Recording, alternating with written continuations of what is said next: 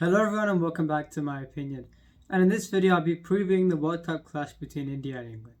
Starting off with England, they've lost 3 games back to back going into this game. And on 2 of those losses, I'd said in my preview video I was previewing their campaign that I thought they'd struggle against Afghanistan and Delhi where there's some purchase for the spinners. A lot of people would have said England were favourites going into that game, and after Afghanistan went 100 without loss and then lost a few wickets, I thought England were coming back into the game. And with a score of 284, I thought it was 20 odd runs short at least on that surface, but I backed Afghanistan to win the game considering the spinners they've got, the conditions on offer, and the fragilities in the England batting lineup, and you saw what happened. Against Sri Lanka, I thought it was a right call from Jos Buttler to choose to bat first. Unfortunately, the selection calls weren't so great, dropping Harry Brook, who's been he's been in better form compared to the others in this squad. And they dropped Gus Atkinson, who went well against South Africa. And I didn't expect him to be bundled out for 156. And really, it summed up their campaign thus far that game took place. And against South Africa, a quite blunderous call from the captain to win the toss and choose to bowl first. It's a case where in Mumbai before that game, the team batting first had won 3 and the team batting second had won 4. So you could be misleaded into thinking that chasing would be the way to go. But on a batting-friendly track, I would always bat first, and I believe in Mumbai it's the correct decision to bat first. They didn't do that. And with a bowling attack that is not suited to bowl in Indian conditions, they leaked far too many runs, and you saw what happened. So tactically, things haven't been great. And even going into the tournament, just because they look good on paper, playing in English conditions and Indian conditions is a completely different thing. And even when they've played in England and South Africa, they've lost at least 2 wickets early on a lot of the time, and it's required Dawid Malan and Jos Buttler, 2 of those who've led the counter-attacks from those situations, to get them to decent scores. And the bowling has conceded a few runs as well. So it's not like things were going too well in the last 2 years in this format. And just because he looked good on paper, people had a lot of expectation with them being the defending champions as well. I'm not surprised that things have transpired as they have done, and I think they'll struggle in this game against India. Regarding how I think their 11 should go, I've gone at Johnny Bairstow and Dawid Malan to open the batting with Joe Root at 3 and Ben Stokes at 4. Harry Brook at 5, Jos Buttler at 6, Moeen Ali at 7, David Willey at 8, Chris Wilkes at 9, Adil Rashid at 10, and Gus Atkinson at number 11. And in terms of the 2 selection calls they got wrong in the previous game, I didn't get dropping Harry Brook and bringing in Liam Livingstone when he didn't play in the game against South Africa, when Harry Brook has been one of your better batsmen in terms of form when looking at this squad. And Gus Atkinson, I thought, had a good game against South Africa where he was the best performing seamer on the day, and even towards the end he didn't get hit around like the others, and they dropped him in this game. And bringing back Chris Wilkes is the correct decision, but he should have played in Mumbai as well, where in the first 10 overs in Mumbai, the ball moves around it a lot. And the thing is, look at this England attack, like I've said before. Do they have the goods to be effective in most of the venues in this part of the world? No, they don't. However, if you've got Chris Wilkes and a then fit Reece Topley, who has been ruled out due to a finger injury, and Brandon Carter has been brought into the squad in place of him, but in the earliest stages of that game, of that innings, he was able to bowl without being impeded by injury. So if you've got Reece Topley, a swing bowler, Chris Wilkes, a swing bowler, bowling to the South African side where, with whatever they've done with a bat in this tournament, they've got Marco Jansen at 7. It's worked a few times, but with them being 243 for 5, if Klaasen was dismissed at that point in time, they would have either got to a maximum about 310, or they may have even been in danger of not batting out their full 50 overs. So the batting depth is still quite precarious for South Africa, and that's why England did have a chance if they struck early with the new ball. But without playing Chris Wilkes and with Reece Topley, after bowling the initial overs, he had to go off with a finger injury, then was brought back on, and he wasn't himself, and now has been ruled out of the tournament. So that's another 2 selection calls that didn't go well for them in the previous game. And in terms of playing Liam Livingstone, the reason why I've left him out of this side is because as a batsman, now I thought in Mumbai they could have played Harry Brook to open alongside Dawid Malan, and I thought it was a correct decision to play Johnny Bairstow in Bangalore considering the surface on offer. And in this game, Is this the kind of surface that would suit Johnny Bairstow, especially since he's not been in the best of form in the last 2 years in this format, especially against his Indian attack as well? You wouldn't think so. But if you're going to open with Harry Brook and play Liam Livingstone at 6, then Liam Livingstone hasn't been in the best of form with the bat as well this tournament. And whenever he walks out to bat, you think with him walking out to bat a few times earlier than what he would like to, and with some of the shots that he's played, even on surfaces where you'd think it would be slightly better to bat on than in Lucknow. Does he give you the faith of batting in that number 6 role? I don't think he does. And with the ball, if you've got this Indian batting lineup where you've got Adil Rashid Moeen Ali who could do well in this game, but would Liam Livingstone as that third spinner be the guy that would make the difference with the ball? No, he wouldn't.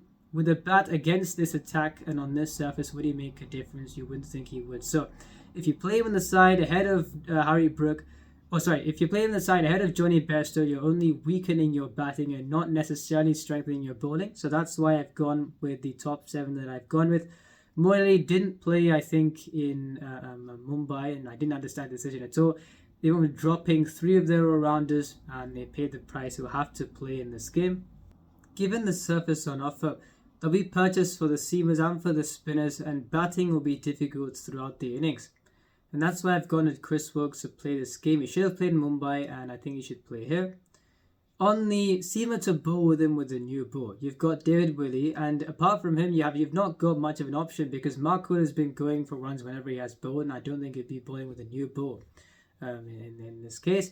And you've got Sam Curran hasn't turned up with both bat and ball thus far. Braden Cast hasn't got experience bowling in India. Will he play in this game? You don't know. He just joined the squad. So I've gone to David Willey for now. But given the way in which he bowls, I don't think he'll get much purchase in most of the services in India, but they've got no other option. And Gus Atkinson, I've gone with him ahead of Mark Wood because, like I've said, Mark Wood has been getting runs whenever he's bowled thus far. And with his style of bowling, especially on a surface like this, and you've got players such as Rohit Sharma who would fancy taking on the short ball when he bowls that, then I don't think Mark Wood would be the player to play in this game. I'd go with Gus Atkinson considering he bowled well against South Africa in that game in Mumbai, and I think he should be rewarded for that performance. In terms of how teams should look to go when batting at this venue, I've said this before for venues such as Chennai, where in the first 25 overs, it's your chance to maximize and then play smartly for the latter half of the innings.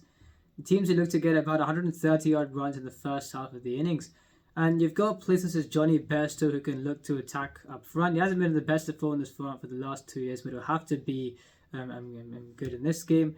Dawid Malan can play second field to Johnny Bairstow, and Joe Root, where he's always had this gear, but it's a case where he has shown that he can go at a decent rate from the get-go as well. And it's a case where even if a wicket falls, you can back Joe Root to maybe not blaze away like a Johnny Bairstow, but he can score at least about 110 or so strike rate. And if he's batting from the 25th over onwards, he would be that vital banker for the England side, where you're looking at this side, apart from Joe Root and Ben Stokes, and maybe Dawid Malan, you've not got the other players who, if you ask them to slow down in the last 25 overs of the innings when they've got a good start, which one of those players are going to slow down? I don't think you'll get any of them doing that. Whether they bat or bowl first, I've got England struggling in this game simply because even if they get to 135 for 2, if one wicket falls, can you back Harry Brook and Josh Buttler, who's not been in great form recently, Moeen Ali not been in great form recently? Can you back Harry Brook to play the patient game for the next few overs? I don't think you can do. And with the stalwarts and Josh Buttler and Moeen Ali having not been in great form, then you don't know how they'd go past Ben Stokes. And that's why within the batting, they may struggle at times. And with the ball, with Reece Topley being there, if he was there, then I'd say him and Chris Stokes would be a very good new ball combination. But then you've got a lot of pressure on Chris Woakes now that Reece Topley is ruled out of the competition. I don't think David will get much purchase on most of the services in India. That's why I think there'll be a lot of pressure on Chris Woakes up front. And when playing this venue, I've said teams should look to bowl first. However, I said this for India and even for Australia as well. Against Sri Lanka and South Africa, was a correct decision they chose to bowl first, simply because if you've got the attack to succeed in these conditions, whether you're batting first or batting second, it would be equally difficult, and that's why I think if you've got an attack that can succeed in these conditions, then you'd much rather look to bowl first. However, in England's case, they've got to bat first, because if they bowl first and India get a 300 score, will this England batting with the current form that they're in chase it down? I don't think they would. So that's why I think England will struggle in this game, and let's see how they go. And now in India, 5 dominant wins in 5 games. And looking at this side, looking at the way they've been going, in my view, the only way that they would get close to losing a game, whether it would be in the group stage or the knockouts and the finals, if they get there, depending on who they play, would be if they don't help themselves. And we've seen them not help themselves a few times in the last 2 years or so. And it's a case where in the 11 that I'm going to suggest, you've got especially one player who they've only played once thus far, and it's not surprised me considering they haven't played him for a lot of the times when they've needed to, but I'd always have him in the side, and I'm sure you know who that is. So with the injury to Hardik Pandya, and he wouldn't be available in this game and in the next game against South Africa, which would be a huge blow to the side, especially in the next game. And I think it would be a good test against South Africa. We've seen how their batting has been going. And in this particular game, would Hardik Pandya be absolutely needed to win the game? I don't think so. But India have got the opportunity to try and help themselves by getting the other selections right. Regarding how I think the 11 should go, I've gone to Rohit Sharma and Shubman Gill to open the batting with Virat Kohli at 3 and Shreyas Iyer at 4, KL Rahul at 5, Ishan Kishan at 6, Ravindra Jadeja at number 7, Ravichandran Ashwin at number 8, Jasprit Bumrah at number 9, Mohammad Shami at 10, and Kuldeep Yadav at number 11. And on the first of the changes, I thought they'd go with Ishan Kishan in the previous game as well, considering they played him at 5 in the Asia Cup. He scored an 82 against Pakistan and scored 350s in a row against the West Indies in the series before that tournament. And New Zealand have the one frontline spinner in Mitchell Santner, and he's also the left-arm off spinner turning the ball into the left-hander. And yes, he bowled well, unsurprisingly, but I thought Ishan Kishan at 6 would fancy his chances at taking him on at times. And if he went for runs, then you've got Glenn Phillips and Rachinda Ravindra, who aren't frontline spinners by any means, and you'd think that would only bode well for India. And in this case, you've got Adil Rashid and Moeen Ali. I think Moeen Ali would go well in this game, considering the conditions on offer, even though he hasn't been in his best form as an off-spinner in the last while. But if he doesn't go well, you've got Adil Rashid as the sole spin threat, and he's also the right-arm leg spinner tying the ball into the left-hander. So if Ishan Kishan bats at 6, you'd think him taking him on, he'd fancy his chances. And I've gone to Ravichandran Ashwin to play ahead of Mohammad Siraj. Mohammad Siraj went okay the previous game, but I think when bowling the middle overs, do you need Bumrah, Shami and Siraj as 3 seamers? You've got Bumrah, who you wouldn't take out of the side. Between Mohammad Shami and Mohammad Siraj, I just think who would you take on your best day? Now, when you need to, you can play all 3 of them, and I didn't mind playing all 3 of them in the previous game, considering they're playing in Dharamshala. But playing against England and at this venue, who would you take on your best day, considering both those two, their main strength is bowling with a new ball? I would take Mohammad Shami, got a 5 in the previous game as well. And in place of Mohammad Siraj, I've gone to Ravichandran Ashwin. And I've said before, even if teams get off to a good start, if Bairstow and Malan get off to a good start, about 57 without loss in 10 overs on a good day, then you've got the roadblock in Ravichandran Ashwin to make things difficult in the middle phase.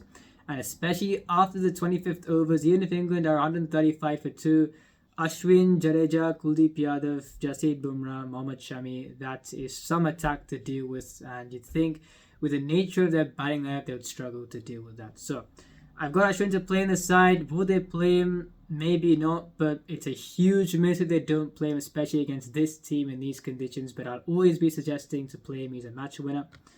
And you've got Kuldeep Yadav and Jadeja to do what they do as well. And like I've said, if you play Jadeja and Kuldeep Yadav with the threat that I've said before, how much is the likelihood that if Kuldeep Yadav goes for runs and then Jadeja will have to do the attacking on this type of surface? I think Kuldeep Yadav will fancy his chances bowling on the surface, as would Jadeja. But with Ashwin, like I said, those 3 to bowl in the middle overs, it's a fantastic combination against a side that you'd think will struggle, especially in this surface against spinners. So that's how I've got those players there. And we saw in the previous game, in terms of this whole strengthening the batting, you saw how masterfully Virat Kohli and Ravindra Jadeja handled things, where there were a decent amount of runs to get when the 5th wicket fell.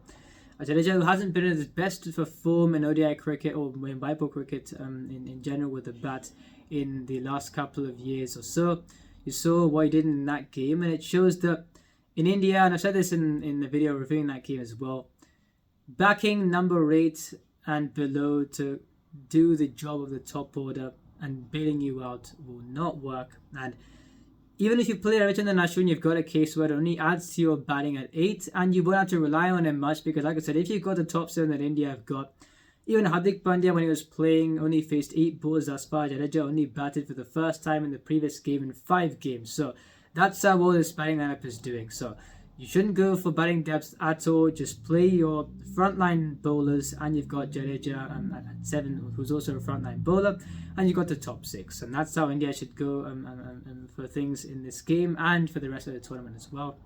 Will they play the 11 that I've suggested? I don't know, but I can only suggest before every game and after every game. On Hardik Pandya's injury, an unfortunate injury to a fantastic player. Do I think his presence is vital to India's chances against England and against Sri Lanka in the next game? I don't think so. So I'm perfectly okay with him resting for the next week or so, until the game against South Africa, where even if he isn't available for that game, then I'm confident that he'll be available at some stage, whether it be 1 or 2 games before India progress onto the knockout stages, or even available only for the knockout stages. We'll have to see.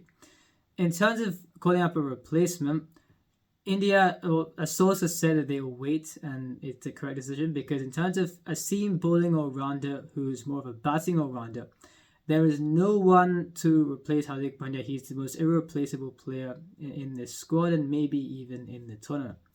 And that's what you've got. Shivam Dube, Venkatesh Ayar, you've got players like those who are more batsmen than bowlers. And on bowling all-rounders, you've got Deepak Chahar, who's a fantastic bowler and good with the bat at number 8, you'd think. But is that what India need, looking at the options they've got, looking at the fast bowlers they've got?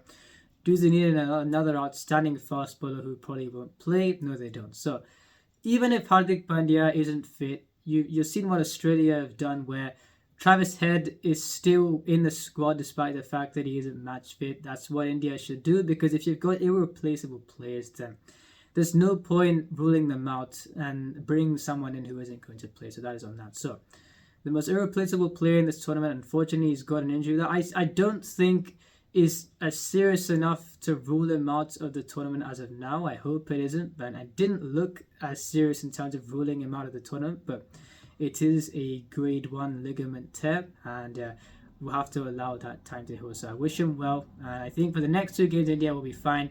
Against South Africa in the Eden Gardens, that will be a test, and I think if they take the learnings from that game, that would be... I said that about the New Zealand game, they won that game, and against South Africa, if they take the learnings from that game, and if they win that game, then I think it really gives that extra confidence booster for India, even more than what they've got thus far.